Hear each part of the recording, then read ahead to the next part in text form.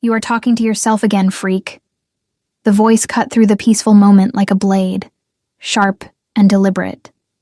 Nessa Thornwood did not look up from where she knelt in the garden behind the pack house, her fingers gently touching the soft feathers of an injured sparrow. The small bird had broken its wing in a storm the night before, and she had been listening to its pain, to the fear that thrummed through its tiny body like a second heartbeat. "I am helping," Nessa said quietly, her voice steady even though her hands trembled slightly. She could feel the eyes on her back, could sense the contempt radiating from the group of young wolves who had followed her out here. They always followed her, always watched, always waited for another opportunity to remind her of what she was not. Helping? The laugh that followed was cruel and familiar. Cassandra Reed, daughter of the current alpha of Silvermoon Pack, stepped closer until her shadow fell across Nessa and the bird. "You are kneeling in the dirt talking to a bird. That is not helping. That is insanity." The sparrow chirped softly, and Nessa heard its small voice in her mind as clearly as if it spoke human words. "The bad wolf comes.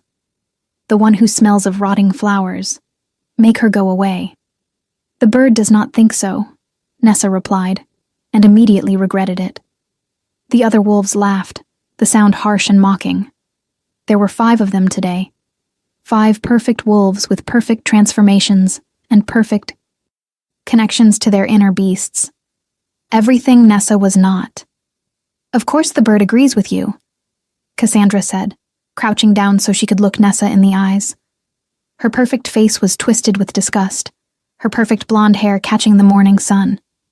"Because you are absolutely insane. 23 years old and still no wolf. My grandmother transformed at 8, my mother at 7. Even the Omega pups in this pack manage their first shift by 15 at the latest. But you? Nothing. Just a pathetic human pretending to be one of us." Nessa felt the familiar burn of shame in her chest, but she kept her expression neutral. She had learned years ago that showing emotion only made it worse.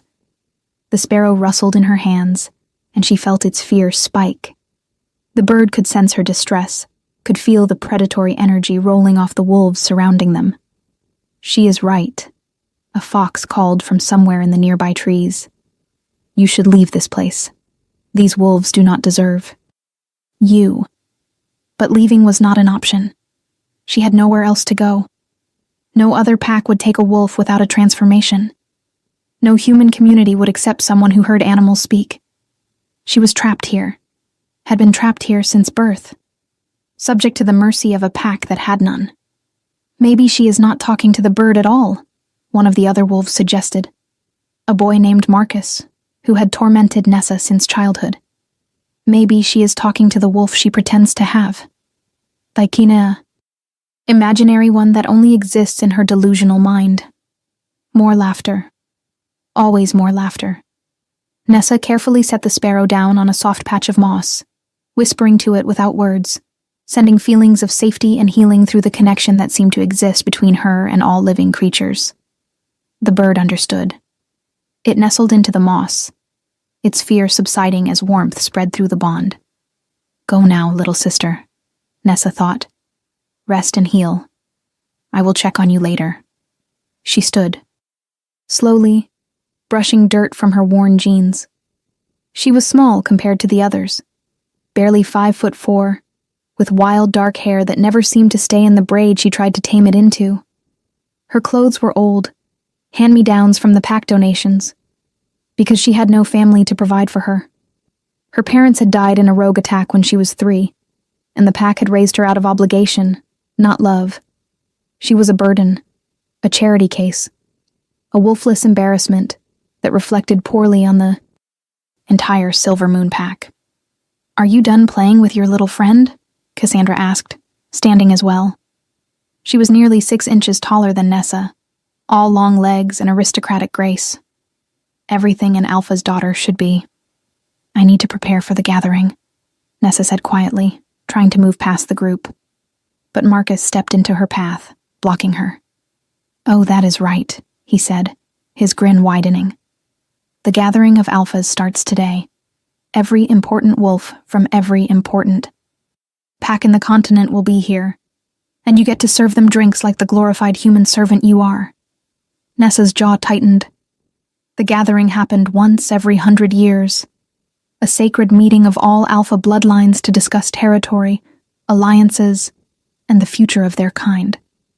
It was the most important event in the werewolf world, and Silvermoon Pack had been chosen to host it this century. For weeks, the pack had been preparing, transforming the grounds into a showcase of wealth and power. And Nessa, as the lowest member of the pack hierarchy, had been assigned to the serving staff. "At least I am useful," Nessa said, and tried again to move past Marcus. This time he grabbed her arm, his grip just tight enough to hurt without leaving a mark. He had practiced that grip over the years, knew exactly how much pressure to apply. "Useful?" Cassandra laughed again, that tinkling sound that reminded Nessa of breaking glass. "You are about as useful as a wolf without teeth. Actually, that would be more useful than you, because at least a wolf without teeth would still have a wolf." Something inside Nessa cracked then, just a little. She had endured years of this, had learned to keep her head down and her mouth shut, had accepted her place at the bottom of the hierarchy.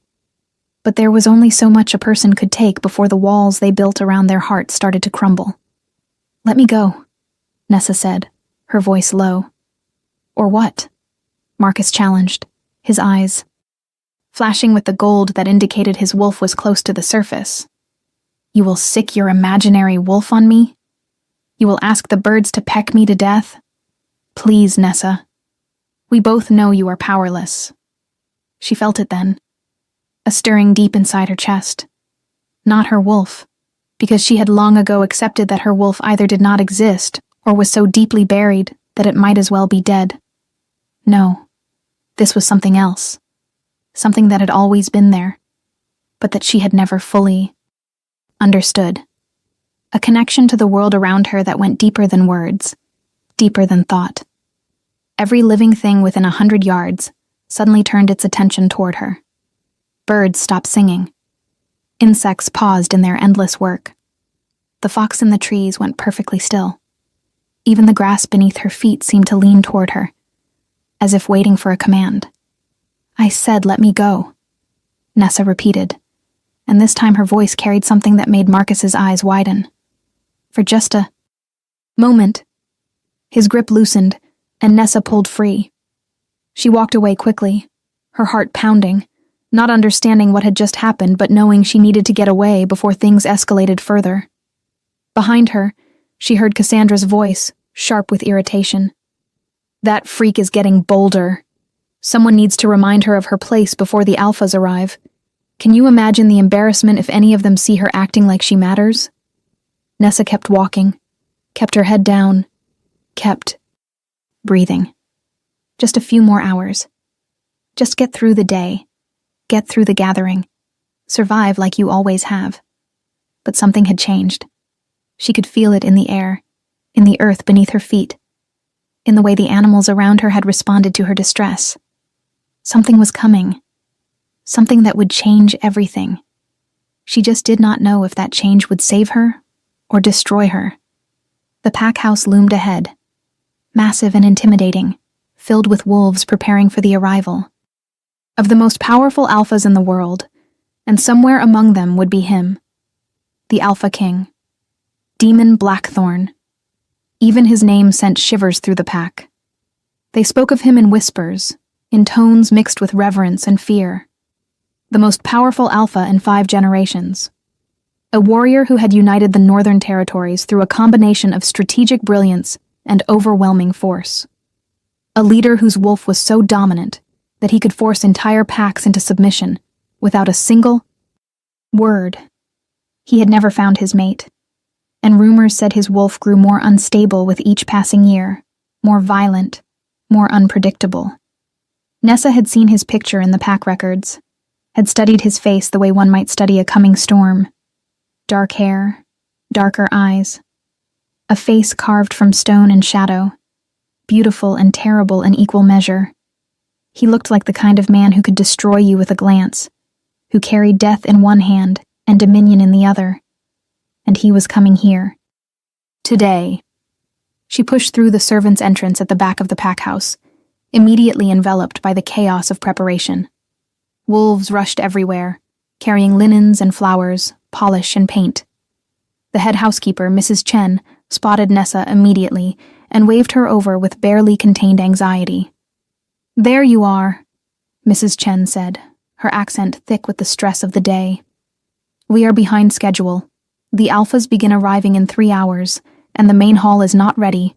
I need you. To help with the table settings. Can you do that without causing problems?" Nessa nodded, swallowing the hurt that came with the casual assumption that she was a problem waiting to happen. "Yes, Mrs. Chen. I can do that." "Good. And Nessa." The older woman's voice softened just slightly. "Stay out of sight as much as possible during the actual gathering. Alpha Reed made it very clear that he does not want you visible when the other alphas are present. It reflects poorly on the pack to have a wolfless member serving at such an important event." Of course it did. Everything about Nessa reflected poorly on the pack.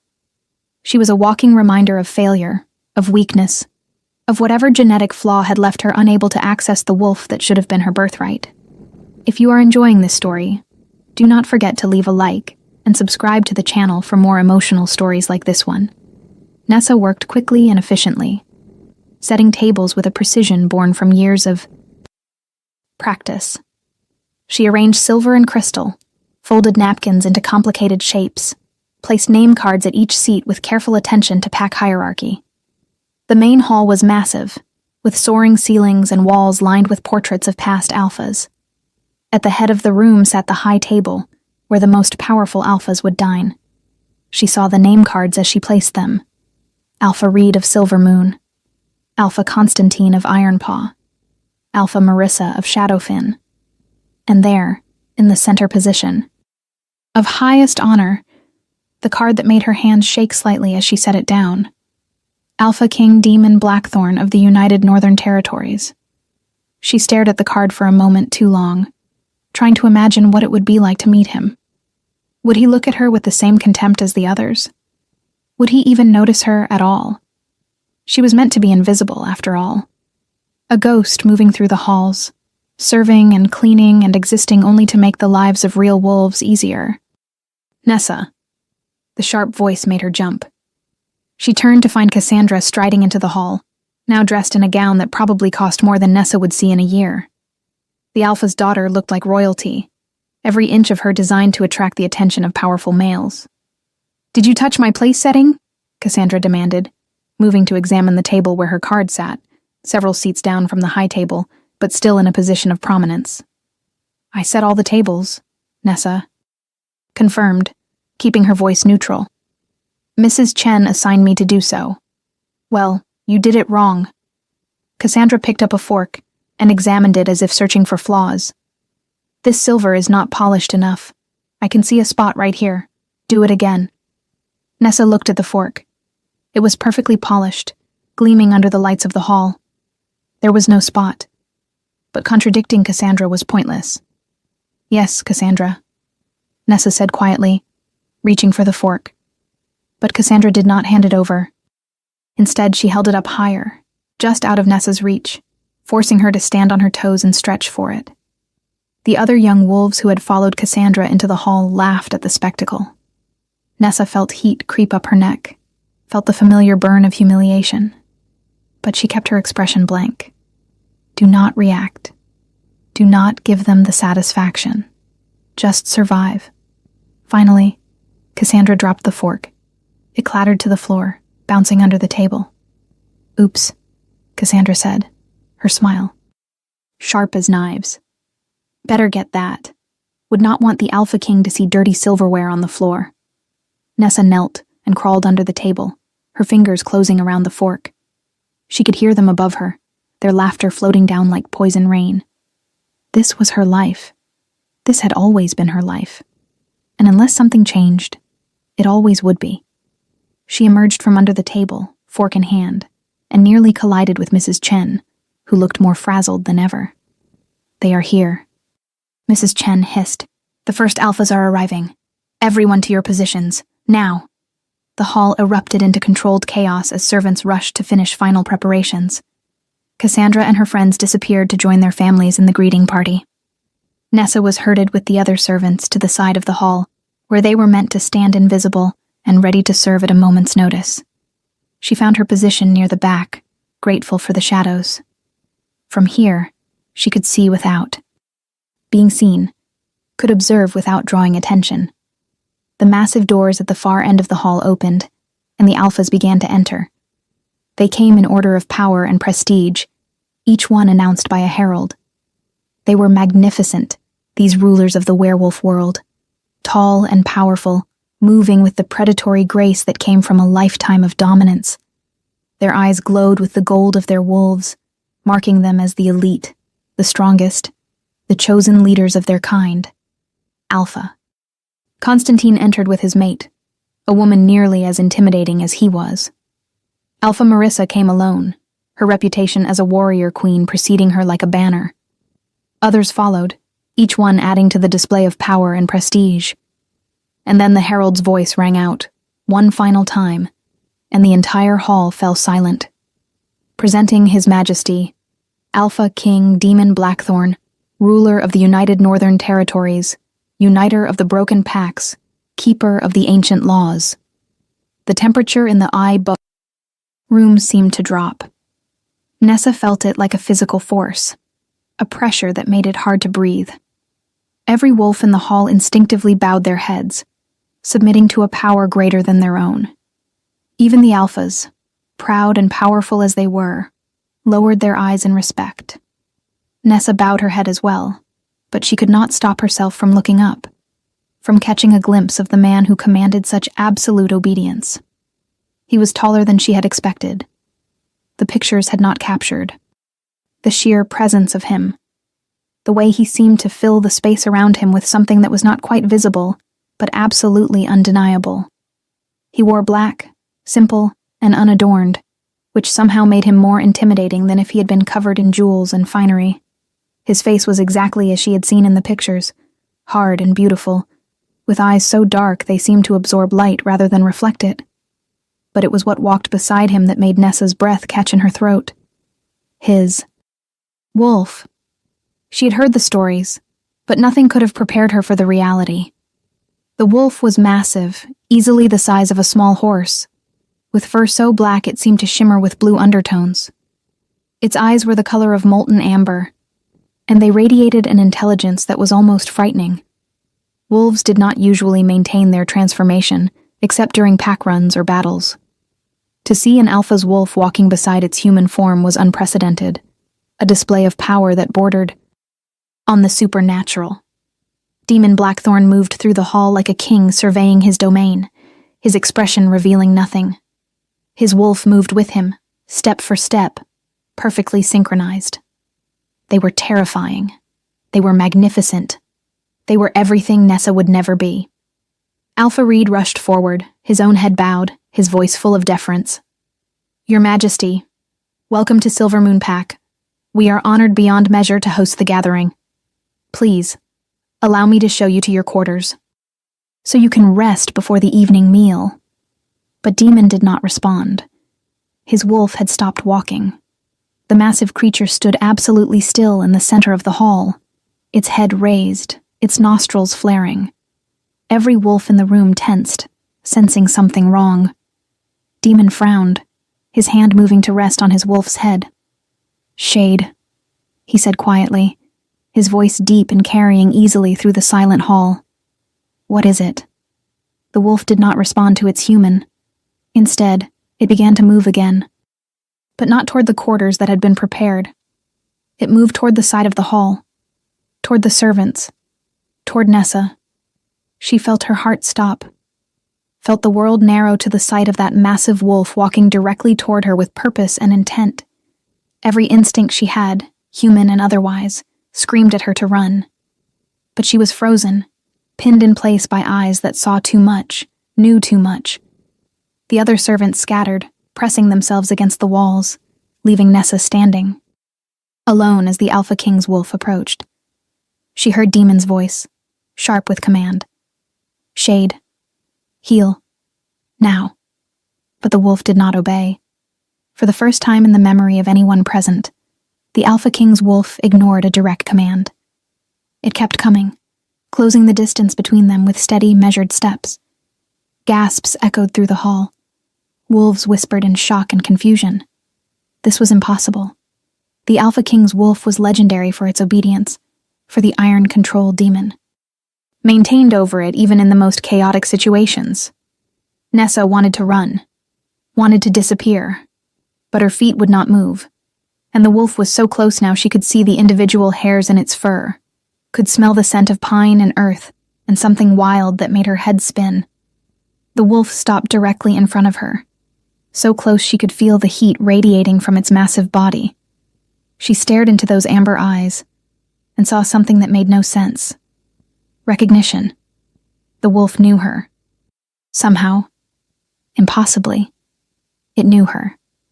And then, while the entire hall watched in stunned silence, the Alpha King's wolf did something it had never done for anyone except Demon himself. It lowered its massive head.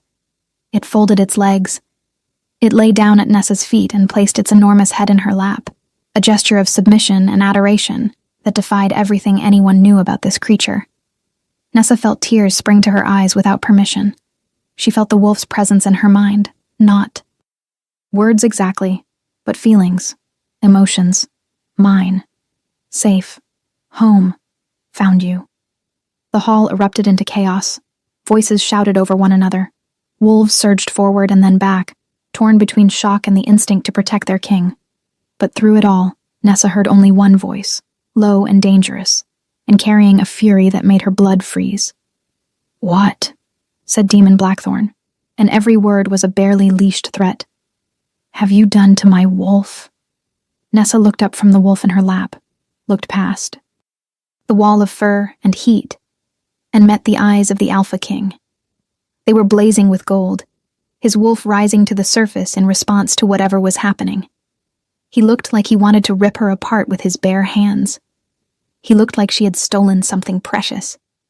He looked like she had just become the most dangerous person in his world. And Nessa, who had spent her entire life invisible, suddenly found herself at the center of attention from the one man in the world she should have remained hidden from. The Alpha King's wolf rumbled contentedly in her lap, and Nessa realized with creeping horror that her life had just changed in ways she could not begin to understand.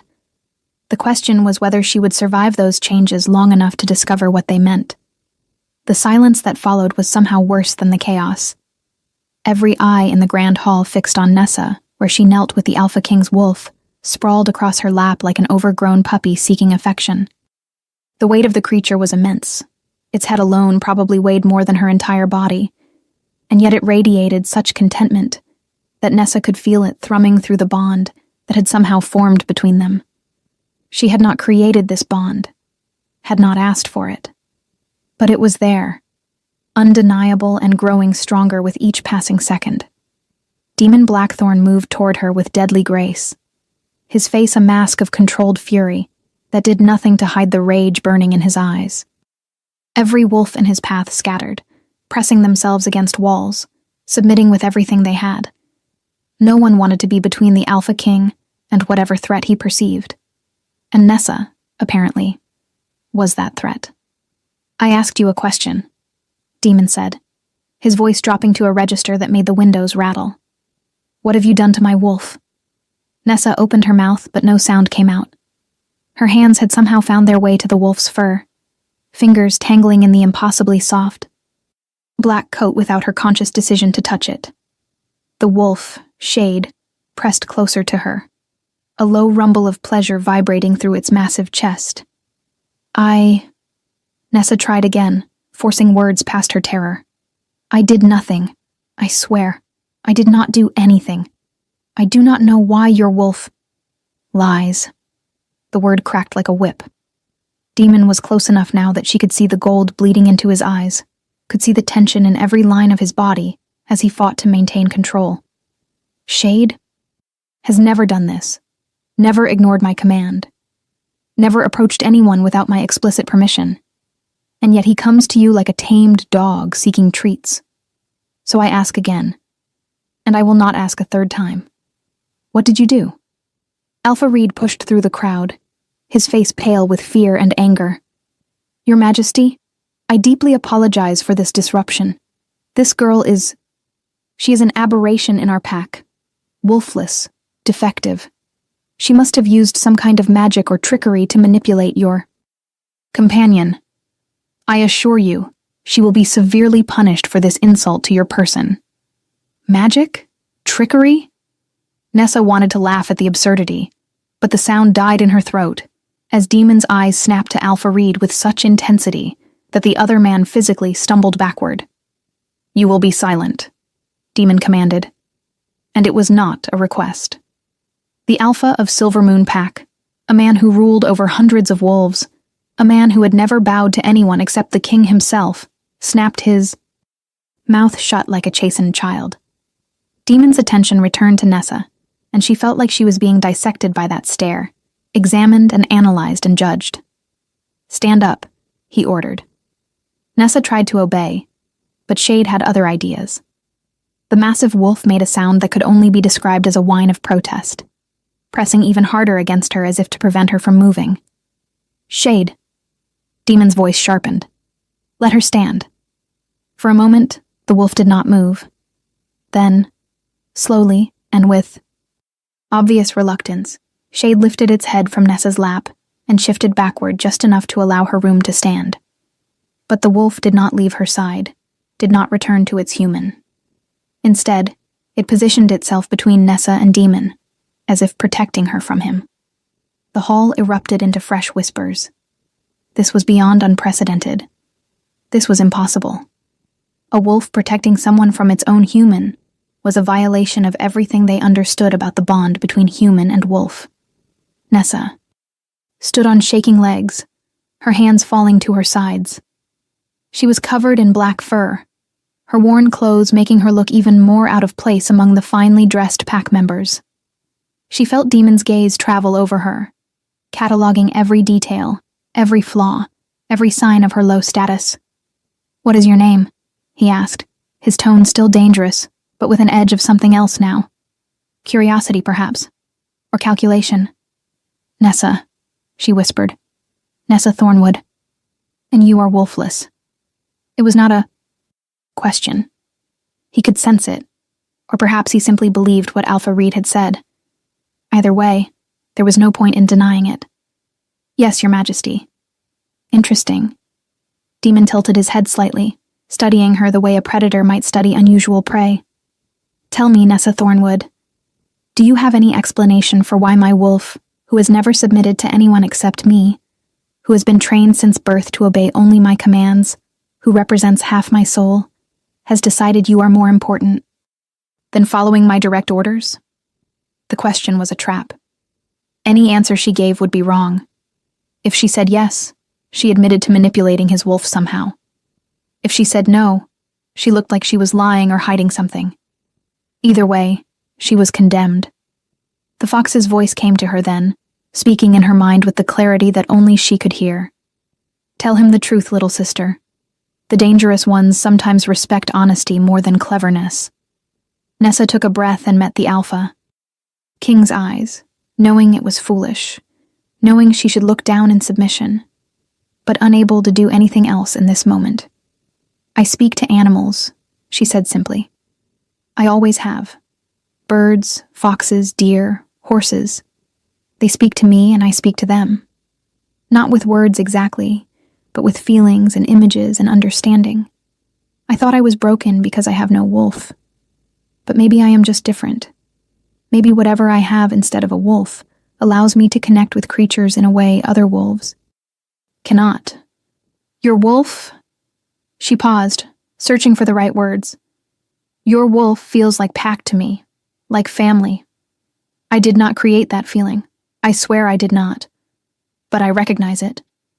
The silence that followed her confession was absolute. Wolves stared at her like she had grown a second head.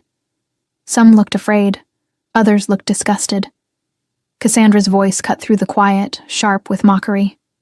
"She is insane, Your Majesty. She has always been insane. She talks to birds and claims they talk back. She spends more time with animals than with the pack. We have tolerated her only because we are merciful, but this display proves she is dangerous. She should be removed from the pack immediately. No one asked for your opinion, child, Demon said, without even looking at Cassandra. His eyes never left Nessa's face. A beast speaker, he said quietly, almost to himself.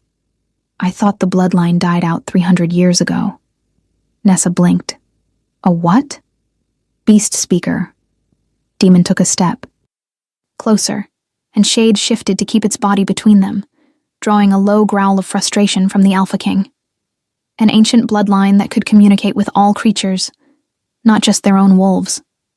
They were revered as shamans and guides, able to speak with nature itself. They were also incredibly rare, appearing perhaps once every few generations. The last confirmed beast speaker died during the Great War of Territories, and most assumed the gift died with her. He paused, his expression unreadable. Apparently we were wrong. I do not understand, Nessa said, her mind reeling. If this is a real gift, if it is a bloodline ability, why do I not have a wolf? Why can I not transform like everyone else? Because you do not need to. The answer came from an unexpected source. An elderly woman pushed through the crowd, her hair silver with age but her posture straight and strong. Nessa recognized her as Elder Moira, one of the oldest living wolves and a keeper of pack histories. If she is truly a beast speaker, she does not need a wolf of her own. Her gift allows her to connect with all wolves, all creatures. A personal wolf would limit that connection, narrow her focus to one animal instead of all of nature.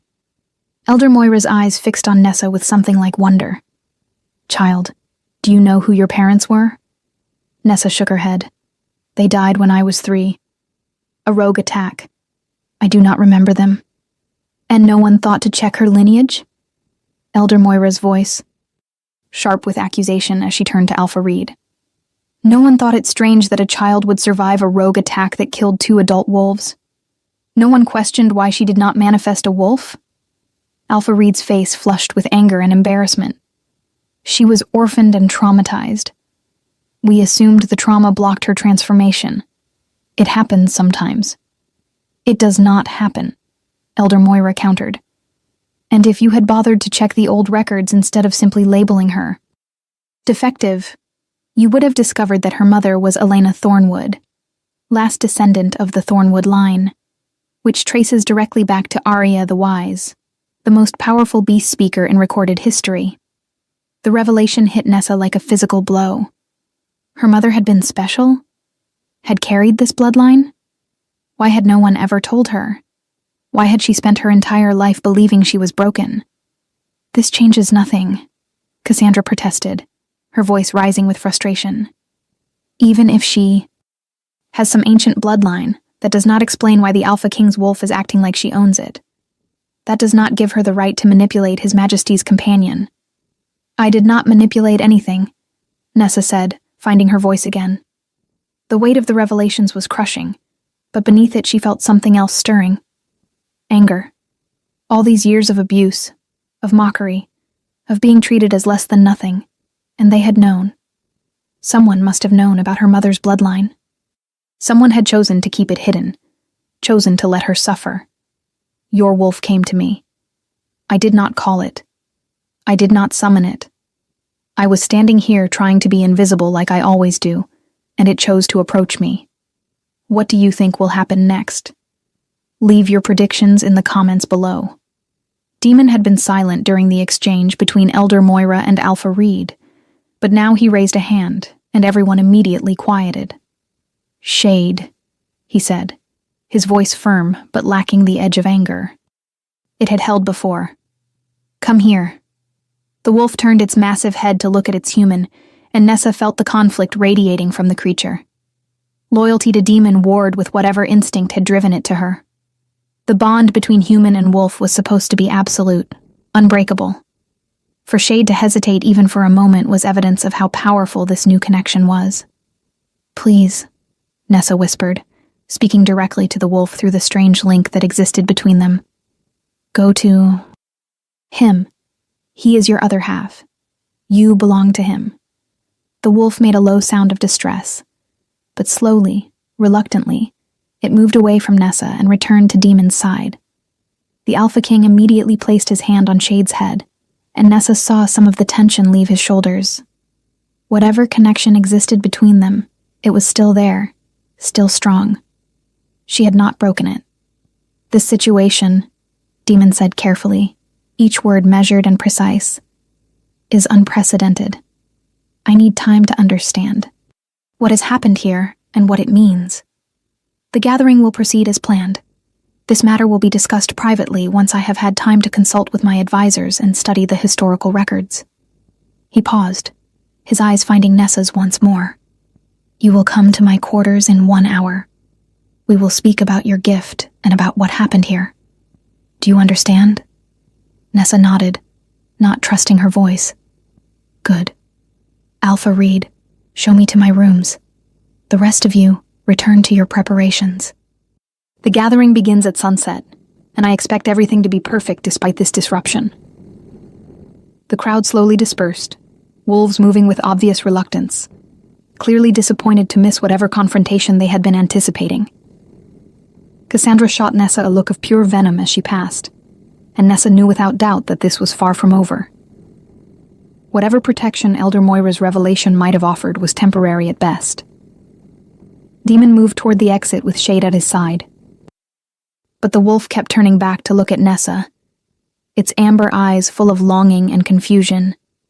Nessa felt the pull too, felt something inside her reaching toward the wolf, wanting to follow, wanting to understand this connection that had formed without her permission or understanding. As the Alpha King disappeared through the doorway, Elder Moira approached Nessa, her weathered face kind but serious. Child, you need to understand something. What happened here today will change your life in ways you cannot imagine. The Alpha King is the most powerful wolf alive, and his wolf choosing to acknowledge you, to submit to you even for a moment, means something significant. There will be those who see you as a threat now.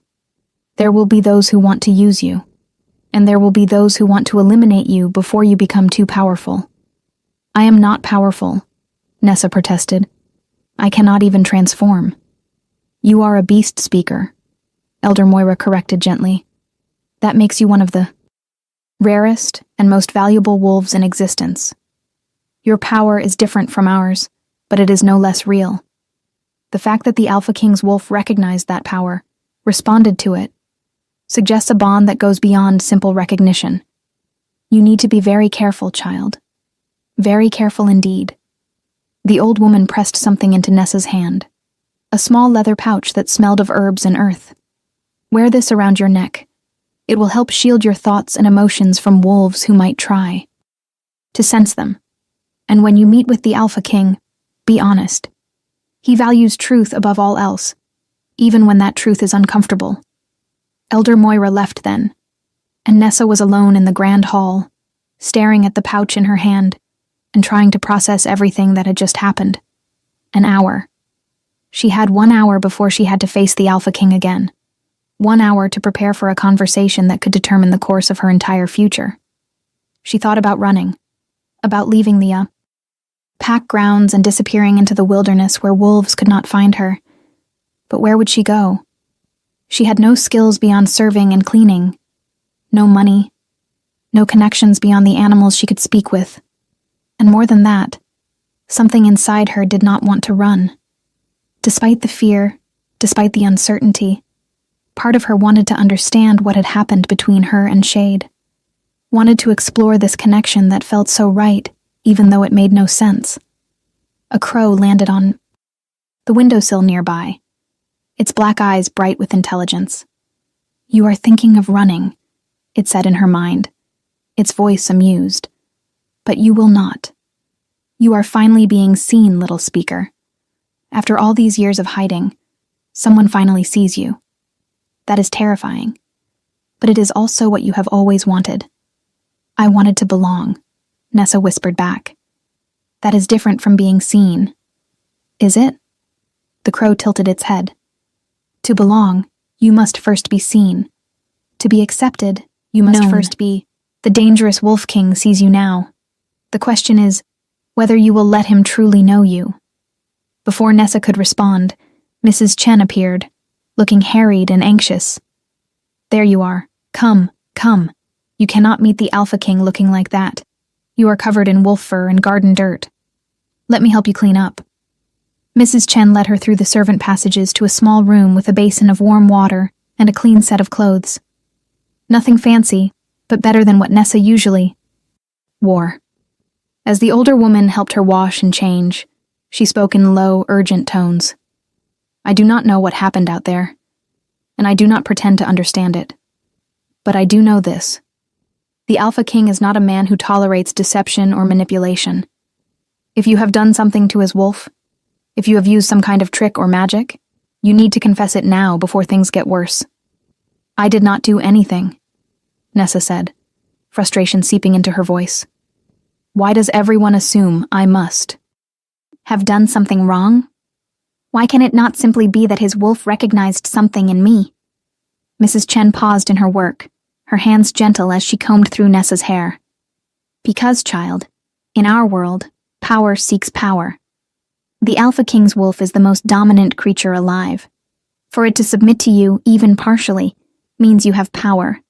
And power in someone as low-ranked as you, someone who has been invisible for so long, is frightening to those who have always been on top. She finished with Nessa's hair, pulling it back into a neat braid. There, you look presentable. Remember, be respectful. Answer his questions honestly. And whatever you do not look him directly in the eyes unless he gives you permission. He may be curious about you now, but he is still the Alpha King. One wrong move and curiosity can turn to anger very quickly.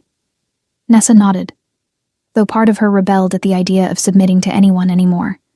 She had spent her whole life making herself small, invisible, unthreatening. And where had it gotten her? Mocked and abused and treated as less than nothing. Maybe it was time to stop apologizing for existing. Mrs. Chen escorted her through the pack house to the wing that had been prepared for the Alpha King. Guards stood at attention outside the massive doors, their eyes tracking Nessa with suspicion and hostility. One of them, a large male with scars crossing his face, looked at Mrs. Chen. This is the wolfless girl? This is Nessa. Thornwood, Mrs. Chen confirmed. The Alpha King requested her presence. The guard's lip curled with disdain. The king is inside with his beta. You will wait here until he is ready for you. They were made to stand in the hallway for what felt like an eternity, but was probably only 10 minutes. Nessa could hear voices from inside the room, too muffled to make out words but carrying the tone of serious discussion. Finally, the door opened, and a man emerged. He was nearly as tall as Demon, but leaner, with brown hair and sharp green eyes that assessed Nessa in a single glance. I am Beta Marcus Ironwood, he said, his voice neutral. The Alpha King will see you now. I will be present during this meeting as witness and counsel. Do you understand? Yes, Beta Ironwood, Nessa replied, pleased that her voice remained steady. He stood aside to let her enter, and Nessa stepped into the room beyond. It was a suite fit for royalty, with expensive furniture and tapestries depicting great battles from werewolf history. But Nessa barely noticed the decor, because her attention was immediately captured by the man standing near the window. Demon had removed his formal jacket and stood in only a black shirt that somehow made him look more dangerous rather than less. Shade lay on a rug near the fireplace, the wolf's amber eyes tracking Nessa's every movement. The moment she entered, Shade's head came up and its tail began to wag, a gesture so incongruous in such a fearsome creature that it might have been funny under different circumstances. Sit, Demon commanded, gesturing to a chair positioned in the center of the room. It was positioned so that she would be facing both him and Beta Marcus, so that light from the window would illuminate her while they remained partially shadowed. An interrogation setup. Nessa sat, keeping her spine straight and her hands folded in her lap. She had decided during the walk here that she would not apologize anymore, would not act ashamed of something she had not done. Elder Moira has provided me with the historical records regarding beast speakers, Demon began, pacing slowly in front of the window. The accounts are fragmentary and often contradictory, but certain facts are consistent. Beast speakers could communicate with all creatures, not just wolves. They served as mediators between packs and nature, ensuring balance and understanding. They were also highly sought after as mates by powerful alphas because their ability to communicate with wolves made them invaluable in managing large packs and territories. He stopped pacing and turned to face her directly. What is also consistent in these accounts is that beast speakers had an almost supernatural ability to calm and influence wolves, not through dominance or force, but through understanding and connection. A powerful beast speaker could theoretically influence even an alpha's wolf if the connection was strong enough. Are you suggesting I am influencing your wolf? Nessa asked, meeting his eyes despite Mrs. Chen's warning. I am stating facts, Demon replied. What I am asking is whether you are aware of any ability you might have to influence or control wolves beyond simple communication. No, Nessa said firmly. I can speak with animals. I can understand their feelings and thoughts. But I have never controlled them. I have never made them do anything against their will. I would not even know how to begin attempting such a thing. Beta Marcus stepped forward, his expression skeptical. Your Majesty, with respect, we only have her word on this. She could be lying to protect herself. We should test her, verify her claims before we decide how to proceed. Test me how? Nessa asked, turning to look at the beta. There are wolves in the pack who would volunteer to let you attempt to influence them, Marcus explained. If you truly cannot control wolves, the test will prove it. If you can, we will know the extent of your abilities. Was a reasonable request, Nessa supposed, but something about it made her uneasy. And if I refuse this test? Then we assume you have something to hide, Marcus said bluntly. Demon raised a hand, stopping his beta from saying more. The test is premature. Before we determine what she can do, we need to understand what happened with Shade. That is the immediate concern. He moved closer to Nessa, close enough that she could smell him, a scent of pine and winter air, and something uniquely his. That made her head swim. I am going to ask you a series of questions, and I expect complete honesty. Do you understand? Yes, Your Majesty. Good. First question. When Shade approached you, what did you feel? Nessa thought back to that moment, trying to put sensations into words. Recognition. Like seeing someone I had known in another life. Warmth. Safety. A sense of rightness, like pieces of a puzzle fitting together. Did you feel any desire to command or control my wolf? No. I felt like Shade was family. Like pack. I wanted to comfort it, to understand why it was approaching me, but I had no desire to control it.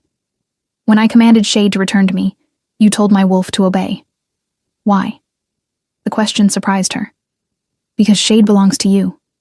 The bond between you and your wolf is sacred. I would never try to come between that.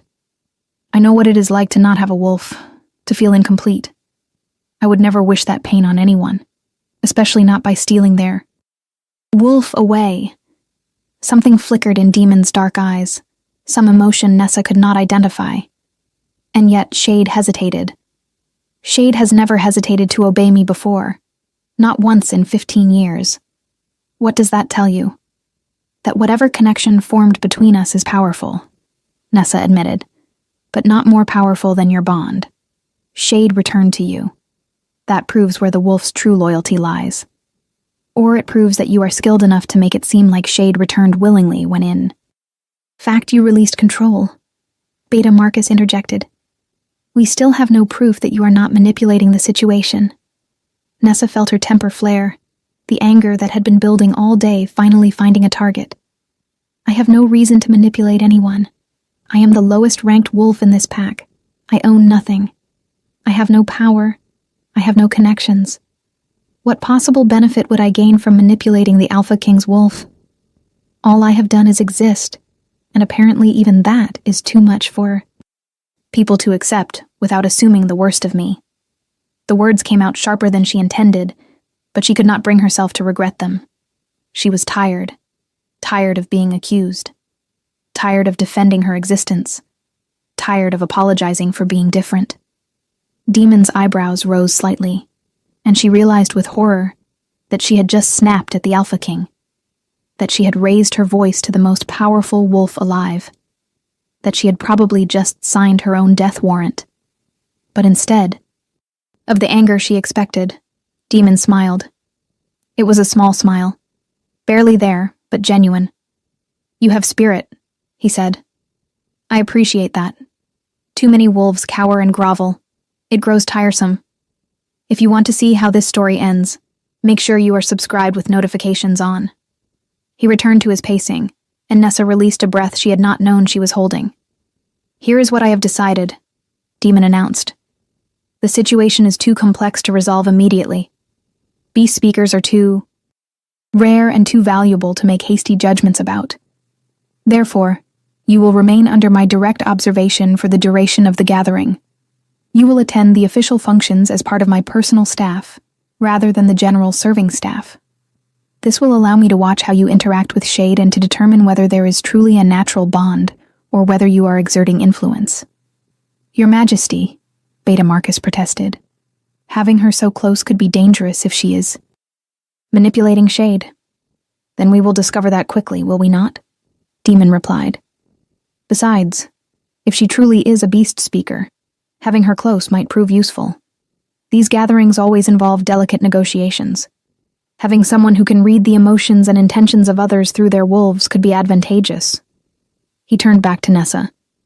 "You will be given quarters near mine. You will dress appropriately for formal functions.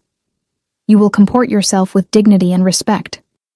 In return, I will ensure you are treated according to your bloodline rather than your pack status. Do you accept these terms?" Nessa's mind reeled.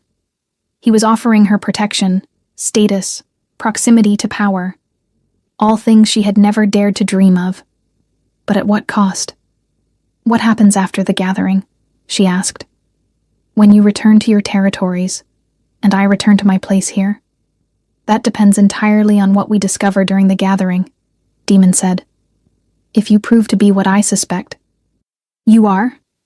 If you truly are a legitimate beast speaker with no intention of manipulating or controlling others, then you will be offered a choice.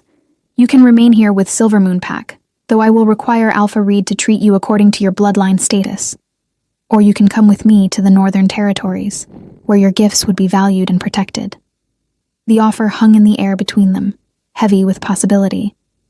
To leave Silvermoon Pack, to escape the years of mockery and abuse, to go somewhere she might actually belong. It was everything she had dreamed of and terrifying in equal measure. "I accept your terms," Nessa said quietly. "Good." Demon moved to a rope pull near the door and tugged it. Moments later, a female wolf entered, tall and elegant with honey-colored hair. "This is Lady Helena," Demon introduced. "She is my head of household staff. Helena, this is Nessa Thornwood, the beast speaker. She is to be given quarters in the guest wing, provided with appropriate clothing for formal occasions, and treated as an honored guest. Anyone who disrespects her answers to me directly. Is that clear?" Lady Helena's eyes widened slightly, but she controlled her surprise quickly. "Perfectly clear, Your Majesty. Miss Thornwood, if you will follow me, I will show you to your quarters and see to your needs." Nessa stood, her legs unsteady beneath her. As she moved toward the door, Shade suddenly rose from the rug and padded over to her, pressing its massive head against her side in a gesture of affection. She could not stop herself from running her fingers through the wolf's fur one more time, marveling at the connection she felt. "Shade." Demon's voice was firm, and reluctantly the wolf returned to its human side. But the amber eyes never left Nessa, and she felt the pull of that connection, even as she walked out of the room. As Lady Helena led her through the corridors, chatting pleasantly about the evening's schedule, Nessa's mind spun with everything that had happened. In the span of a few hours, her entire world had turned upside down. She had gone from invisible servant to recognized bloodline, from mockery to protection, from worthless to valuable. But she was not naive enough to believe this was the end of her troubles. Cassandra would see her elevation as a threat and an insult. Alpha Reed would resent having to treat her with respect. And somewhere in the pack were others who would see her new status as an opportunity to use or manipulate her for their own ends. The quarters Lady Helena showed her to were beyond anything Nessa had ever experienced. A large bedroom with an actual bed instead of the cot she was used to. A private bathroom with hot water. A closet being filled with gowns and formal wear in her size, though how they had gotten her measurements so quickly she had no idea. The first function is in 3 hours, Lady Helena explained. The welcome feast, where all the alphas will be formally introduced, and treaties will be discussed. You will sit at the high table, 2 seats to the left of His Majesty. I will return in 2 hours to help you dress and prepare. After Lady Helena left, Nessa sank onto the bed and buried her face in her hands. 2 seats from the Alpha King, at the high table, where everyone could see her, where Cassandra and her cronies would watch with hatred, where powerful alphas would wonder who she was and what she had done to earn such a position. A soft tapping at the window made her look up. A raven sat on the sill, its black eyes bright with intelligence. "May I enter, Speaker?" it asked in her mind. "The forest creatures wish to know if you are well. They felt your distress earlier." "I am well," Nessa assured it, moving to open the window. "Or I will be. Everything has changed very suddenly."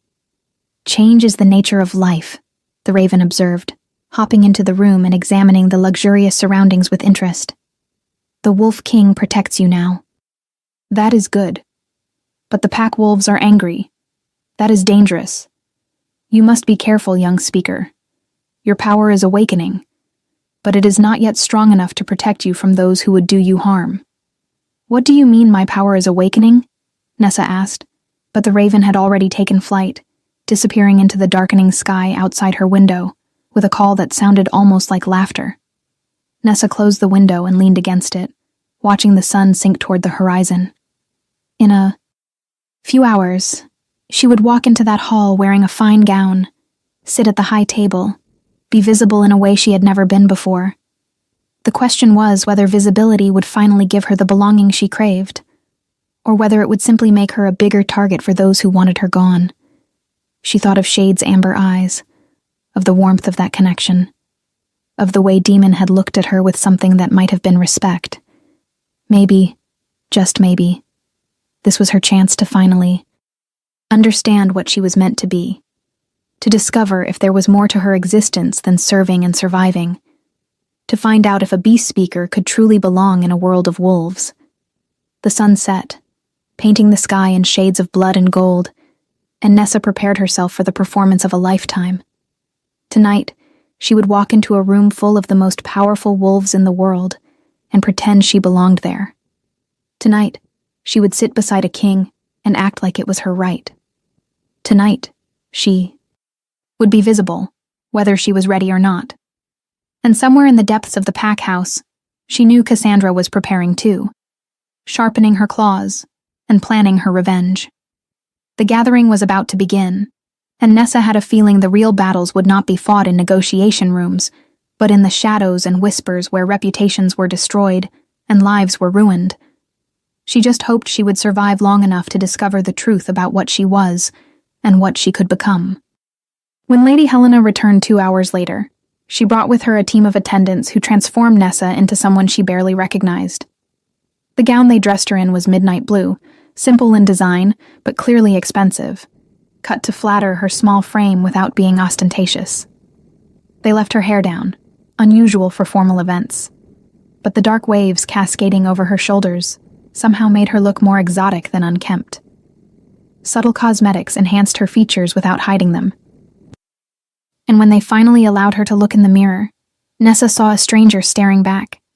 She looked like she belonged at a high table, like she had the right to sit among alphas, like she was more than the invisible servant they had all dismissed. "You look lovely," Lady Helena said with genuine warmth. "The Alpha King has excellent instincts. You will make quite an impression tonight." "That is what I am afraid of," Nessa admitted. Lady Helena smiled knowingly. "Fear is natural. But Remember, you have done nothing wrong. You are there by royal command, under royal protection. Let anyone who has a problem with that take it up with His Majesty."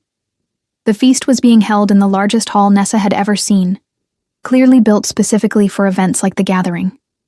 Long tables stretched the length of the room, each one covered in white linens and set with silver and crystal. The high table sat on a raised dais at the far end, positioned so that those seated there could observe the entire gathering. Wolves were already filing in as Lady Helena led Nessa through a side entrance, and the whispers started immediately. Nessa felt hundreds of eyes turned toward her, felt the weight of judgment and curiosity and hostility.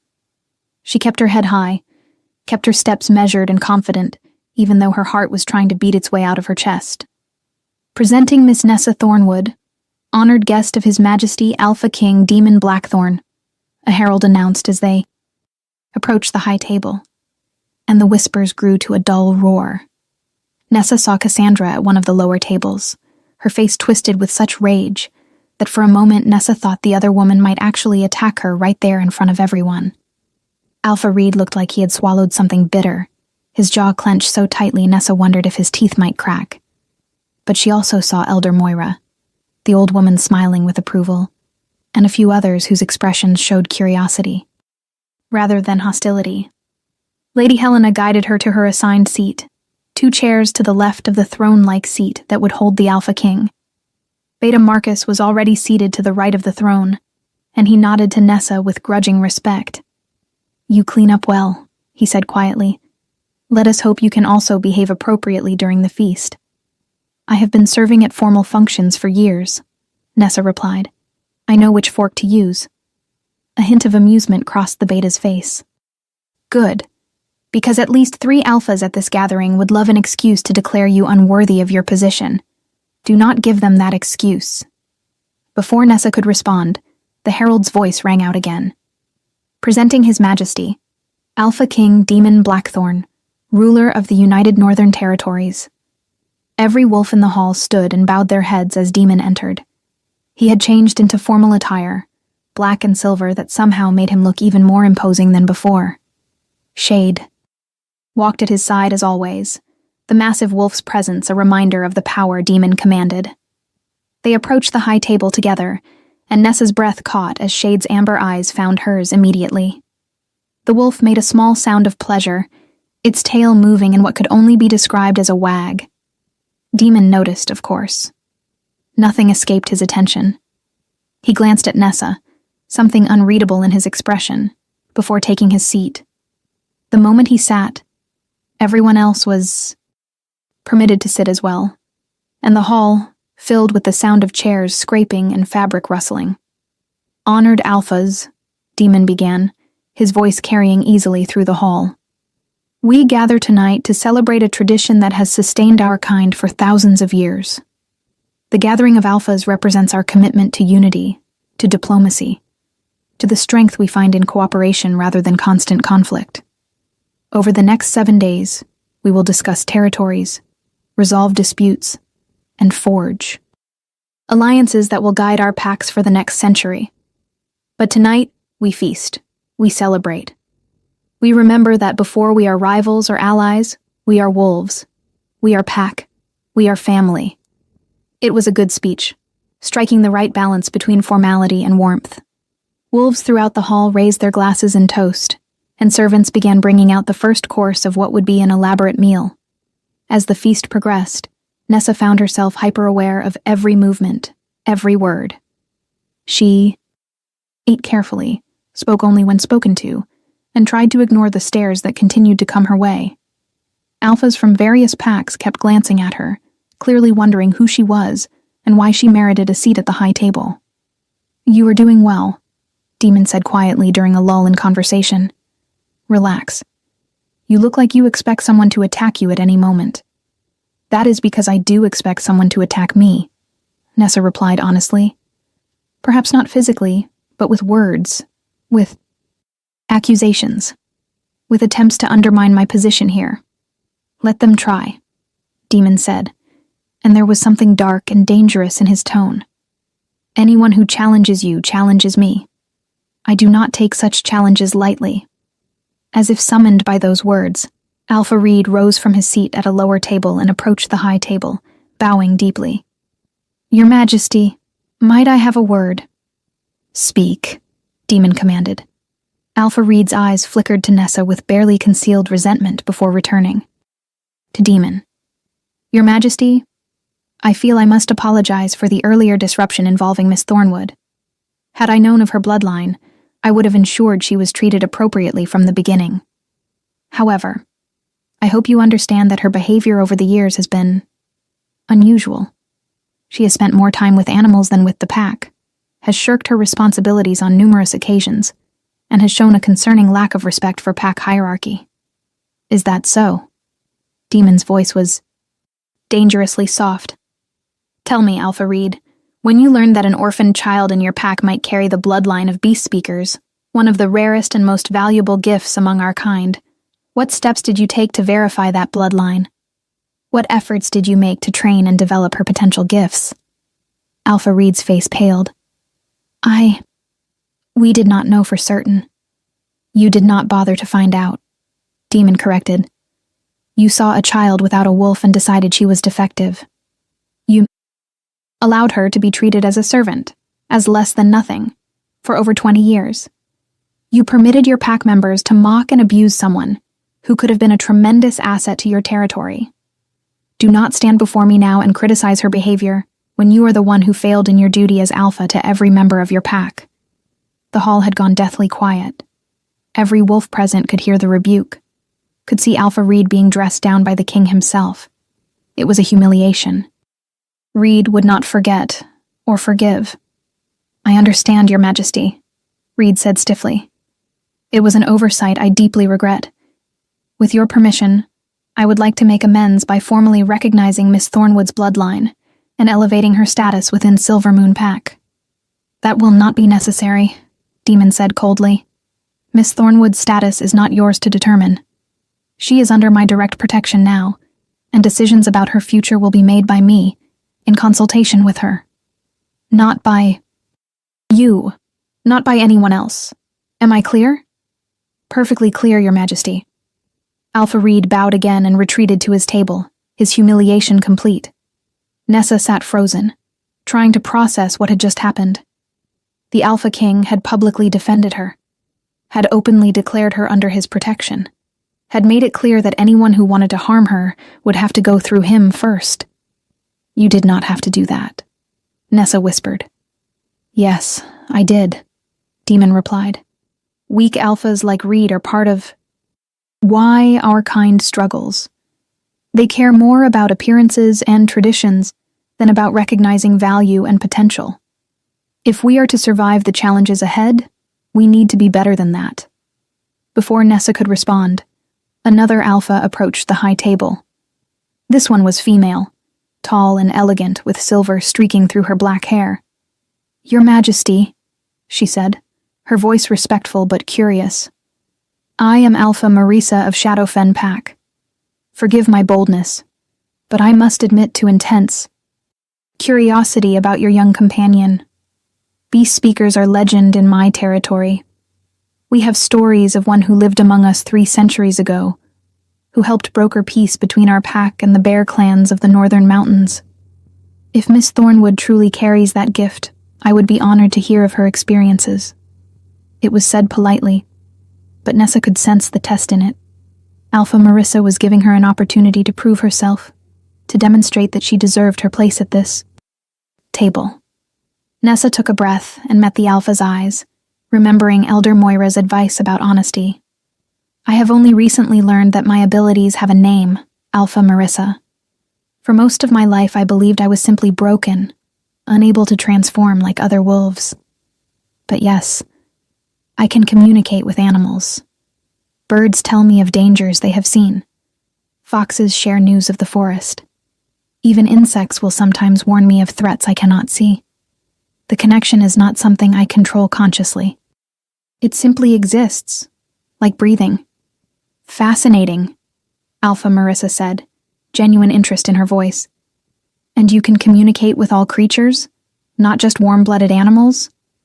"I believe so, though I have not tested the full extent of the gift," I once helped a spider colony relocate from the packhouse kitchens by explaining to them that the cooks would kill them if they stayed. They understood and moved to the gardens instead. A few wolves nearby chuckled at that, and Nessa saw some of the tension in the room ease slightly. Alpha Marissa smiled. A practical application. I like that.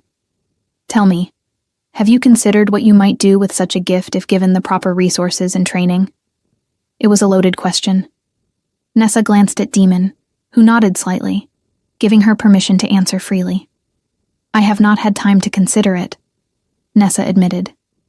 But if I could choose, I would like to help bridge the gap between wolves and other creatures. We share territories with so many species, yet we rarely communicate with them. We encroach on their lands without understanding. We hunt without knowing if we are disrupting important migrations or breeding grounds. A beast speaker could serve as a mediator, ensuring that all creatures can coexist more peacefully. A noble goal, Alpha Marissa approved. If you ever find yourself in need of a territory that values such work, Shadowfen would welcome you. It was an offer, Nessa realized. A powerful alpha was offering her a place in her pack, publicly, where everyone could hear. It was also a subtle challenge to Demon, a way of testing how seriously he meant his protection. I appreciate the offer, Alpha Marissa, Nessa said carefully. But for now, I am committed to understanding my gifts better before making decisions about where I might use them.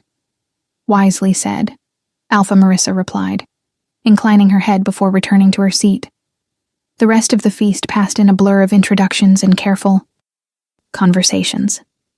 Several other alphas approached to speak with Nessa, some out of genuine curiosity, others clearly testing to see if she deserved her position. Through it all, Demon remained a steady presence at her side, occasionally interjecting when conversations grew too aggressive, but mostly allowing her to navigate the social waters herself.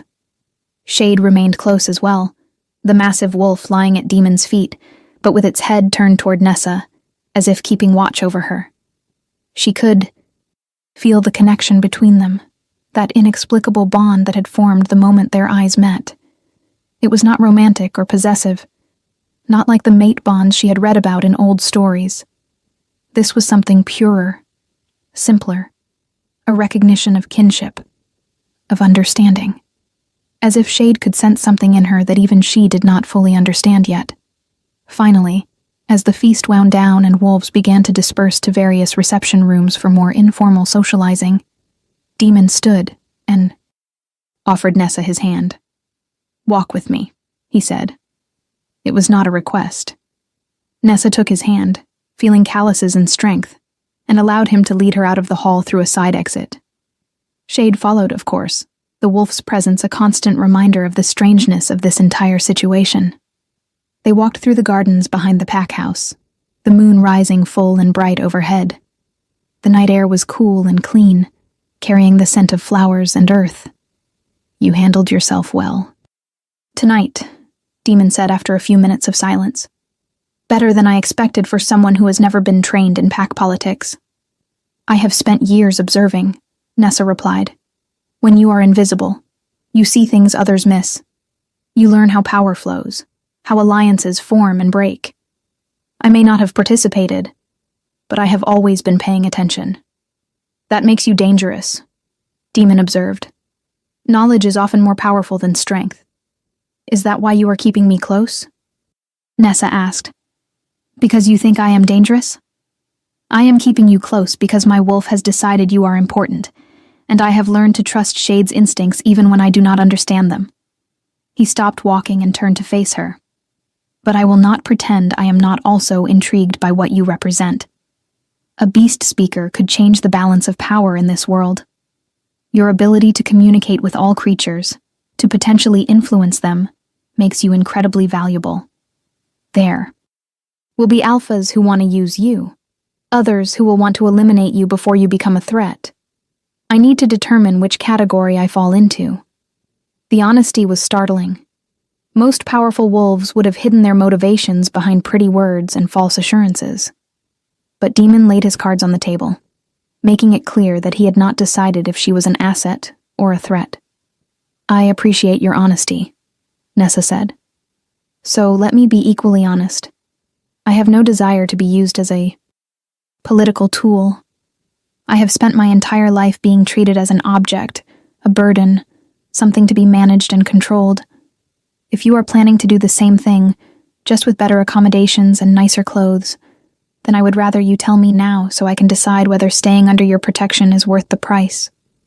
Demon's eyes narrowed, but she saw approval there too. And what would you do if you decided it was not worth the price? Leave, Nessa said simply. Go somewhere remote, where packs do not reach. Live among the animals I can speak with. It would be lonely, but at least it would be my choice. You would give up connection with your own kind? My own kind gave up on me long ago, Nessa replied, unable to keep the bitterness from her voice. The only kindness I have known has come from creatures that cannot speak human words. So yes, I would give up connection with wolves if the alternative is being used and manipulated. Shade moved then, rising from where the wolf had been lying and padding over to Nessa. The massive head bumped against her hip, and she heard Shade's voice in her mind, clearer than any animal she had ever communicated with before. Not alone anymore. Found you. Pack now. Tears sprang to Nessa's eyes before she could stop them.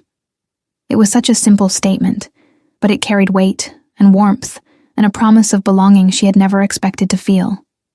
Shade thinks you are Pack, Demon said quietly, and she realized he could sense some of what was passing between her and his wolf. That is not a designation my wolf gives lightly. In 15 years, Shade has accepted perhaps a dozen wolves as true Pack. You have known each other for a handful of hours, and already Shade considers you family. That should not be possible. Maybe it is not about time, Nessa suggested, wiping away a tear before it could fall. Maybe it is about recognition. Maybe Shade sees something in me that resonates with something in you. Maybe that is what Beast Speakers do. Recognize the bonds that exist between souls. If this story touched your heart, share it with someone who loves epic romance. Tell me in the comments, did you see this ending coming? Demon stared at her for a long moment, his dark eyes searching her face as if trying to read her soul. You believe in soul bonds. I believe that connections exist that we cannot fully explain, Nessa replied. I have spent my whole life feeling those connections with animals. Why would it be so strange for such connections to exist between wolves as well? Because acknowledging soul bonds means acknowledging fate, Demon said. And I have never been comfortable with the idea that my choices are predetermined, that some cosmic force decides who I should care about and who I should dismiss. That is not what I mean, Nessa clarified. Soul bonds do not remove choice. They simply reveal compatibility, possibility. What you do with that revelation is still your decision. Demon laughed, a short, sharp sound that held little humor. You speak like someone who has spent years thinking about these concepts. I thought you were a servant who talked to birds, not a philosopher. When you are alone as much as I have been, you have a lot of time to think, Nessa said. About existence, about purpose, about why some wolves seem to have everything while others have nothing. I may not have formal education, but I have educated myself through observation and reflection. Dangerous, Demon repeated, but this time there was definite approval in his tone. You are far more dangerous than anyone realizes. They walked in silence for a while longer, Shade moving between them like a living bridge. The gardens gave way to wilder grounds, trees and underbrush that reminded Nessa of the forests where she had spent so much of her time. A fox appeared on the path ahead, its eyes reflecting the moonlight. Young speaker, it greeted her. The forest creatures have been discussing you. They say you have found Pack with the great wolves. Is this true? Perhaps, Nessa replied aloud, forgetting for a moment that Demon was listening. It is too early to know for certain. The fox looked at Demon with what could only be described as suspicion. This one smells of power and blood. Be careful, young speaker. Powerful wolves are dangerous even to those they claim to protect. I will be careful, Nessa assured the fox. Thank you for your concern. The fox nodded and disappeared into the underbrush. Demon watched the entire exchange with fascination. You truly do speak with them. It is not metaphorical or symbolic. You have actual conversations with animals. Yes, Nessa confirmed. Though the level of complexity varies. Foxes and corvids are remarkably intelligent. They can communicate abstract concepts, warnings, even gossip. Insects are more basic, mostly feelings and simple information. But all of them can communicate if you know how to listen. Show me, Demon commanded. Prove that you can do more than simply talk to creatures. Prove that you can call them, that they will respond to you. It was another test. Nessa understood that. He needed to know the extent of her abilities, needed to determine if she was truly as unique as she claimed, or if this was somehow an elaborate deception. She closed her eyes and reached out with that part of her that had always existed, but that she was only now beginning to understand. She did not use words, did not make sounds. She simply projected feelings, thoughts, a sense of invitation and welcome that rippled outward like waves on a pond. The response was immediate. Birds began landing in the trees around them, dozens of them, different species that would normally never gather together. Rabbits emerged from burrows, their noses twitching. A deer stepped carefully through the underbrush, its large eyes wary but curious. Even insects began to gather, fireflies and moths creating patterns of light in the darkness. Within minutes, they were surrounded by creatures, all of them focused on Nessa, all of them responding to her call. Remarkable, Demon breathed. I have seen alphas command packs of hundreds. I have seen warriors inspire loyalty through strength and dominance. But I have never seen anything like this. They come because they choose to, Nessa explained. Not because I force them. I simply showed them that I am safe, that I understand them, that I mean no harm. They respond to that invitation because so few beings ever extend it to them. She released the call, sending feelings of gratitude and dismissal, and slowly the creatures dispersed, returning to their normal activities. But she noticed that several birds remained, perched in trees nearby, as if standing guard. How do you do it? Demon asked. What is the mechanism? Is it chemical, like scent? Is it magical? Is it something in your bloodline that allows you to access a frequency others cannot? Perceive? I do not know, Nessa admitted. I have never had anyone to teach me. I have never met another beast speaker. All I know is that when I focus on a creature, I can sense its mind, its emotions, its needs. And when I project back, they understand me. It is as natural as breathing. Demon was silent for a long moment, processing what he had witnessed. Finally, he spoke, his voice thoughtful. You said earlier that you would use your gift to help wolves and other creatures coexist more peacefully. That is an admirable goal. But have you considered that your gift could be used for much more than that? You could be an intelligence gatherer beyond compare. Birds could tell you what enemies are planning. Forest creatures could warn of approaching dangers. You could know everything that happens in a territory simply by asking the animals who live there.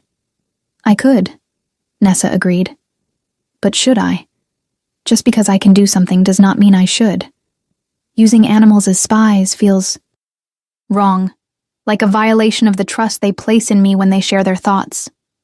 Even if that information could save lives, even if knowing what an enemy plans could prevent war, there are always justifications for using power, Nessa replied.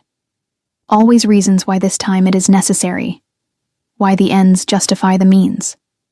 But I have seen what happens when wolves believe they are entitled to use those weaker than themselves.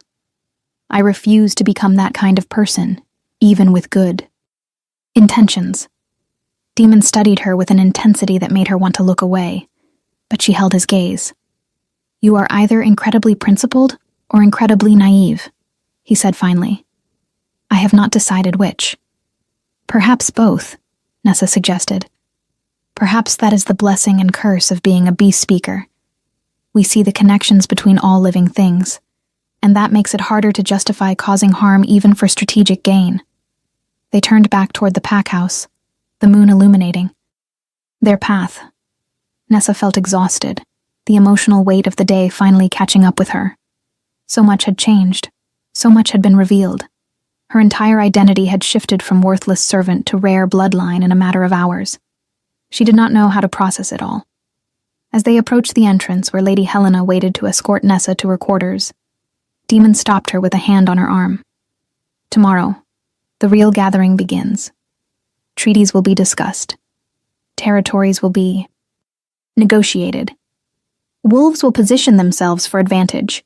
It will be brutal and exhausting, even for those experienced in pack politics. But I want you there. I want you observing, listening to what the animals in and around the pack house can tell you about the alphas and their entourages. Will you do that? You want me to spy for you? Nessa said flatly. Even after I just explained why I am uncomfortable with that. I want you to keep me informed of anything that might threaten the peace. Of this gathering, Demon corrected. There is a difference between using animals to spy on enemies and asking them to warn of genuine dangers. If an alpha is planning betrayal, if someone intends violence, would you not want to know? Would you not want to prevent bloodshed if you could? Put that way, Nessa could not argue. I will listen, she agreed. And if I learn of genuine threats to peace or safety, I will tell you. But I will not report casual gossip or private conversations that pose no danger. Fair enough, Demon said. Get some rest. Tomorrow will be challenging for both of us. Lady Helena led Nessa back to her quarters, chattering about the success of the feast and how well Nessa had comported herself. But Nessa barely heard the words. Her mind was spinning with everything that had happened, everything she had learned. She was a beast speaker. She had value. She had abilities that made her unique in the entire werewolf world. And the Alpha King himself had taken an interest in her, though she still could not determine if that interest was protective or predatory. As she lay in the unfamiliar luxury of a real bed, staring at the ceiling, she felt that connection to Shade pulse in her chest like a second heartbeat. The wolf was sleeping. She could sense that. But even in sleep, Shade remained aware of her, connected to her in ways she did not fully understand. She thought about what the fox had said. Powerful wolves are dangerous even to those they claim to protect. It was true. Demon was dangerous. He was powerful and strategic, and accustomed to using every resource at his disposal to maintain his position. She would be a fool to trust him completely, to assume that his protection came without strings attached. But she would also be a fool to reject the opportunity he represented. For the first time in her life, someone saw value in her. Someone was willing to protect her, to give her resources and respect. Even if his motivations were partly selfish, partly strategic, that was still more than she had ever received before. The question was whether she could navigate this new world without losing herself in the process. Whether she could maintain her principles while also accepting the advantages that came with Demon's protection. Whether she could be valuable without becoming a tool. Sleep came slowly, and when it did, her dreams were filled with amber eyes and black fur, with the sensation of running through forests she had never seen, with voices that spoke without words and connections that transcended the boundaries between species. Somewhere in those dreams, she heard Shade's voice again, clear and certain. Not alone. Not anymore. Found pack. Found purpose. Found home. And in the morning, when she woke to sunlight streaming through windows and the sound of birds singing outside, Nessa allowed herself to hope that perhaps, finally, those words might be true. The first full day of the gathering dawned clear and bright, though Nessa could sense tension in the air that had nothing to do with the weather. Lady Helena arrived early with breakfast and another elaborate gown, this one deep emerald green that brought out the unusual color of Nessa's eyes. Today will be intense, Helena warned as she helped Nessa dress. The alphas will present their territorial concerns and petitions. There will be arguments, possibly threats. Your job is to observe and remain calm no matter what happens. Can you do that? I have sat through years of abuse without reacting, Nessa replied. I think I can handle political arguments. Helena smiled approvingly. Good. But remember, you are not a servant anymore. You represent the Alpha King's interests now. How you conduct yourself reflects on him. No looking at the floor. No hunching your shoulders. You are Beast Speaker Nessa Thornwood, descended from a legendary bloodline. Act like it. It was easier said than done, but Nessa tried to internalize the advice as Helena led her to the council chamber where the day's negotiations would take place. The room was circular, with tiered seating arranged so that all alphas could see each other. Demon's chair sat at the highest point, emphasizing his position as Alpha King. Nessa was directed to a smaller chair just behind and to the left of his position, a clear indication that she was part of his inner circle. The other alphas filed in with their advisors, each one taking their assigned position. Nessa watched them, carefully, noting the dynamics between various groups. Some alphas sat in clusters, clearly allied. Others sat alone, isolated by choice or circumstance. And throughout the room, she could feel the wolves beneath the human skins, dominant and aggressive, all of them barely restrained by civilization and protocol. Demon entered last, as was his right as king. He wore simple but elegant clothing, black as always, with only a silver chain of office to denote his rank. Shade walked at his side and Nessa felt the now familiar pull of connection as the wolf's eyes found hers immediately. Honored alphas, Demon began, his voice carrying easily through the chamber. We begin today the work of the gathering. Over the next several days, we will address territorial disputes, discuss resource allocation, and make decisions that will guide our packs for the next century. I expect all disagreements to be handled with respect and dignity. I expect all alphas to remember that we are stronger. Together then we are divided, and I expect everyone present to honor the ancient laws that govern this sacred gathering. He paused, letting his words sink in. Now, who wishes to present first? Alpha Reed stood immediately, his expression carefully neutral. Your Majesty, if I may, I would like to address a concern that affects multiple territories. The human expansion into the northern forests has disrupted migration patterns for prey animals. This has created tension between packs as we compete for diminishing resources. I propose we discuss a coordinated approach to managing human encroachment. It was a smart opening. By framing the issue as affecting multiple packs, Reed made himself look like a leader thinking of the greater good rather than just his own territory. Several alphas nodded in agreement, and discussion began about how to handle the human problem without exposing the existence of werewolves to the wider human population.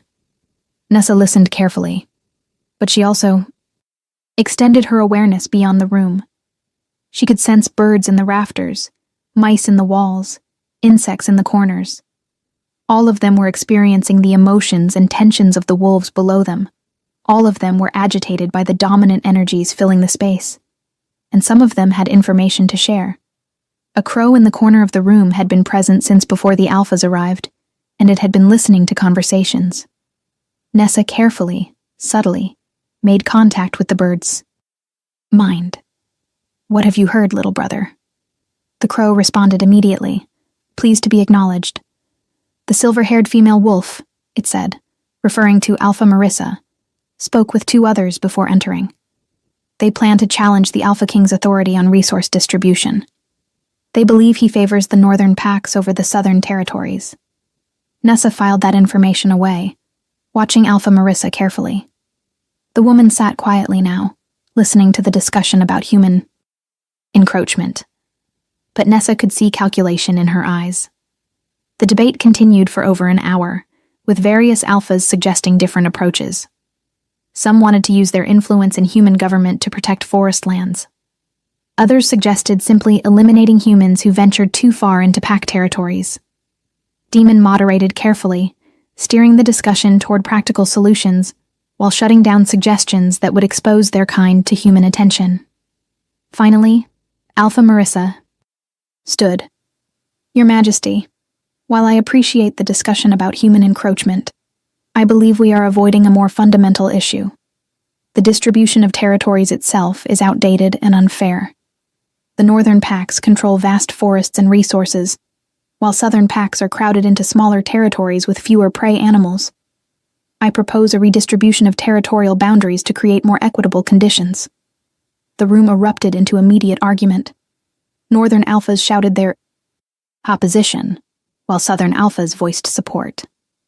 Demon raised his hand, and slowly silence fell, though tension remained thick in the air. Alpha Marissa, Demon said carefully. The current territorial boundaries were established over 2 centuries ago through treaties that were agreed upon by all parties. Are you suggesting we discard centuries of precedent? I am suggesting that circumstances change, Marissa replied smoothly. What worked 200 years ago may not work now. Our populations have grown. Human expansion has reduced available territories. If we do not adapt, we will find ourselves in constant conflict over diminishing resources. And who decides which territories are redistributed? Asked Alpha Constantine, his voice heavy with skepticism. Who determines which packs give up land they have held for generations? I suspect, Alpha Marissa, that any redistribution you propose would favor your allies while disadvantaging those who oppose you. That is an insulting accusation, Marissa snapped. I am trying to address a genuine problem, not grab territory for myself. Are you? Constantine shot back. Because from where I sit, this looks like a naked power play disguised as concern for fairness. The argument escalated, with more alphas joining on either side. Nessa felt the tension building, felt the wolves getting closer to the surface. In another moment, this could turn violent, could destroy the entire purpose of the gathering. She heard Shade growl low in his throat, sensing the danger. And then she felt it. A subtle wrongness in the air, a sense of approaching threat that made every animal in the vicinity go silent with fear. She reached out with her gift, searching for the source, and found it. Rats in the walls, dozens of them, all moving with unnatural coordination toward the council chamber. And they were carrying something. Sickness, disease. Someone had deliberately infected them and was driving them toward the gathered alphas. Your Majesty, Nessa said urgently, standing without thinking about protocol.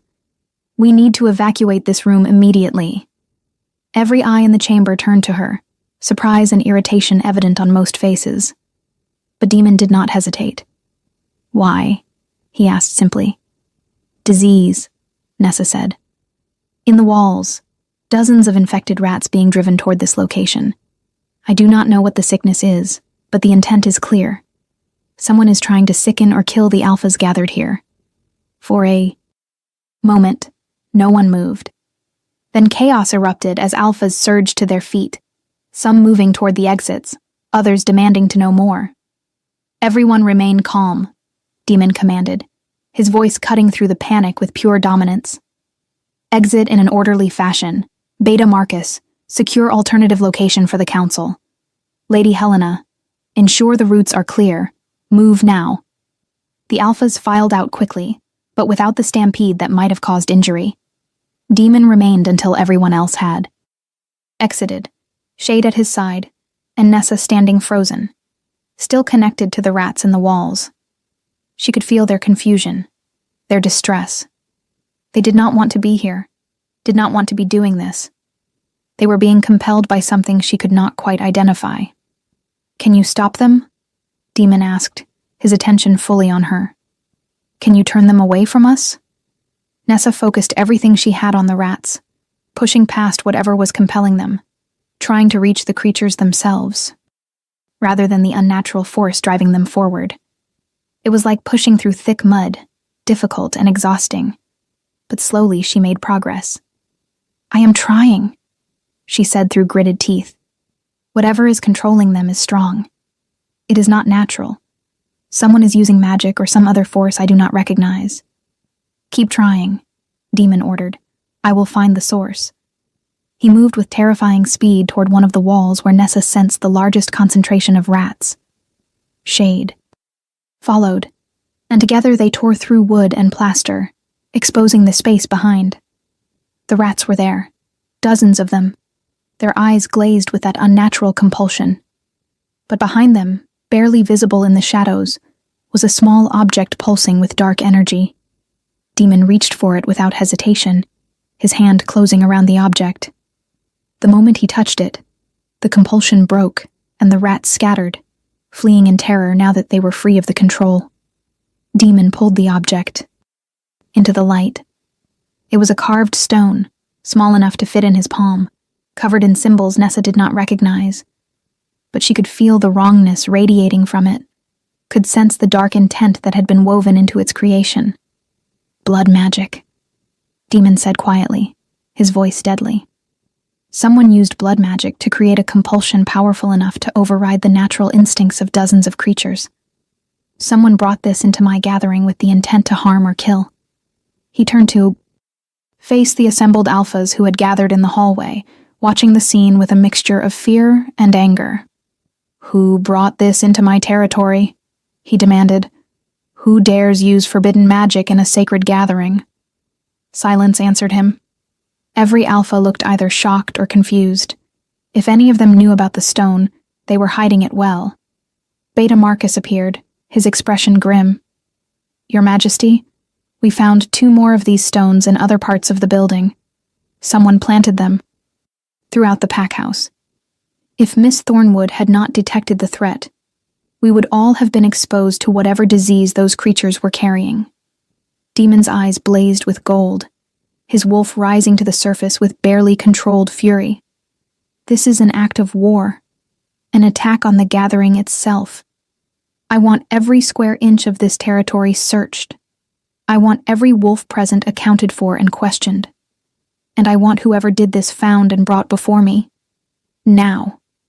Alphas scattered to organize search parties and check their own people. Nessa stood in the hallway, suddenly feeling very small and very exposed. She had just prevented a major attack on the gathered alphas, had used her gift to save potentially hundreds of lives. But she had also painted a target on her back. Whoever had planted those stones now knew that she could detect and interfere with their plans.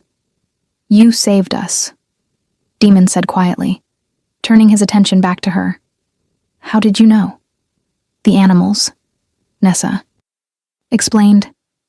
"They went silent all at once, that specific kind of silence that comes before a predator attacks. And then I sensed the rats, felt the wrongness in them. I have never felt anything like that compulsion before. It was like someone had reached into their minds and simply took control, overriding everything that makes them who they are." "Could you do that?" Demon asked. "Could you take control of creatures the way whoever created those stones did?" "No," Nessa said firmly. "And I would not even if I could. That is not communication. That is slavery. That is forcing your will onto another being without their consent. It is exactly the kind of power I never want to possess." Demon studied her for a long moment. "Good. Because if you had said yes, if you had shown any interest in that kind of control, I would have had to reconsider our arrangement. The ability to communicate with creatures is valuable. The ability to enslave them is dangerous." He gestured toward the destroyed wall and the scattered stone fragments. This attack was sophisticated and well-planned. Someone knew exactly what they were doing. They knew the layout of the pack house. They knew where to place the stones for maximum effect. And they knew that normal wolves would not detect the threat until it was too late. The question is why? To disrupt the gathering, Beta Marcus suggested. To throw everything into chaos and prevent the alphas from reaching agreements. Or to eliminate specific targets, Demon countered. If we had been infected with whatever disease those rats carried, some of us might have died. Others would have been weakened. Territory disputes could have been settled through illness rather than negotiation. It is efficient, in a horrifying way. A mouse emerged from a crack in the baseboard, its tiny nose twitching nervously. Nessa made contact with its mind, feeling its fear and confusion. "Little sister," she said aloud, kneeling down to the mouses. "Level. You live in these walls. Have you seen who placed the dark stones?" The mouse chittered, its thoughts coming through in flashes of image and sensation. "Bad wolf. Smell of rot and anger. Place stones in dark times when others sleep. Many stones. Hidden everywhere. Can you show me where the other stones are?" Nessa asked gently. Can you lead us to them?" The mouse hesitated, fear warring with the desire to help. Nessa projected feelings of safety and gratitude, promised that no harm would come to it. Finally, the mouse agreed. "Your Majesty," Nessa said, standing. "This mouse knows where more stones are hidden. It can lead us to them if we move quickly and quietly." "Can it identify who placed them?" Demon asked. "It says a wolf, but the description is vague. Bad smell, anger, darkness. That could be anyone, especially if they used magic to disguise themselves or cloud the memories of witnesses." "Then we find the stones first," Demon decided. "Eliminate the immediate threat. Then we identify the traitor." They moved through the pack house like ghosts, following the mouse as it led them to hidden stones. They found them in ventilation shafts, behind loose stones and walls, tucked into the corners of supply closets.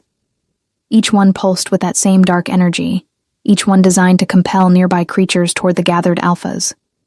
By the time they finished, they had collected 13 stones in total. 13 points of attack, any one of which could have succeeded if Nessa had not detected the threat. Whoever did this was thorough, Beta Marcus observed. They wanted to make sure at least one attack succeeded, which means they were either very afraid of failure or very committed to causing maximum damage. Demon replied. He looked at the collection of stones they had gathered, his expression dark. "These need to be destroyed, but carefully. Blood magic is volatile. If we simply smash them, the energy could backlash and harm anyone nearby." "The ravens might know how to safely dispose of blood magic," Nessa suggested. "They remember old things, old knowledge that wolves have forgotten. If you would allow me, I could ask them." Demon nodded. "Do it, but be quick. I want these things gone before nightfall." Nessa stepped out into the gardens and reached out with her gift, calling to the corvids that lived in the surrounding forests. They came quickly, dozens of them, crows and ravens both, landing in trees and on walls to listen to what she needed. "Brothers and sisters of the Black Wings," she said, speaking aloud so Demon could hear as well. "I need your wisdom. How does one safely destroy objects corrupted by blood magic?" The ravens conferred among themselves, their harsh calls creating a strange symphony. Finally, the eldest among them, a massive raven with silver streaking through its black feathers, spoke directly to Nessa's mind. "Fire and salt and running water," it said. "Burn them with white ashwood, surround the fire with a circle of pure salt, and let the ashes wash away in a natural stream. The earth will cleanse the corruption. But be warned, young speaker. Whoever created these objects has power and knowledge that should not exist. They have walked the dark paths and made bargains with things that should remain forgotten. You have made an enemy today, a dangerous one." "I understand," Nessa replied. "Thank you for your wisdom." She relayed the instructions to Demon, who immediately set about gathering the necessary materials. Within an hour, they had created a ceremonial fire in a clearing by the stream that ran through Packlands. The 13 stones were placed in the flames surrounded by a perfect circle of salt, and they watched as the dark energy burned away, the stones cracking and crumbling to ash. As the ashes washed away downstream, Nessa felt a sense of relief. The immediate danger was gone. But the raven's warning echoed in her mind. "You have made an enemy today. A dangerous one." That evening, the Alphas reconvened in a different location, this time with extensive security measures in place. The mood was grim, the earlier political maneuvering forgotten in the face of the attack they had all just survived. Demon stood before them, his presence commanding absolute attention. "Someone brought blood magic into this gathering," he said, his voice carrying to every corner of the room. "Someone planted cursed stones throughout Packlands with the intent to harm or kill. This is a violation of every law we hold sacred. This is an attack not on individual alphas, but on our entire society, on the very concept of peaceful assembly." He paused, letting his words sink in. "I am offering a choice to whoever is responsible. Confess now, face judgment, and I will grant mercy in the form of a quick death. Or hide your guilt, And when I find you, because I will find you, the punishment will be far more severe.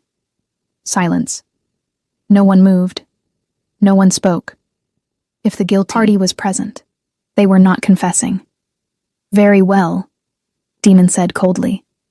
Then we proceed with investigation. Every wolf present will submit to questioning. Every belongings will be searched.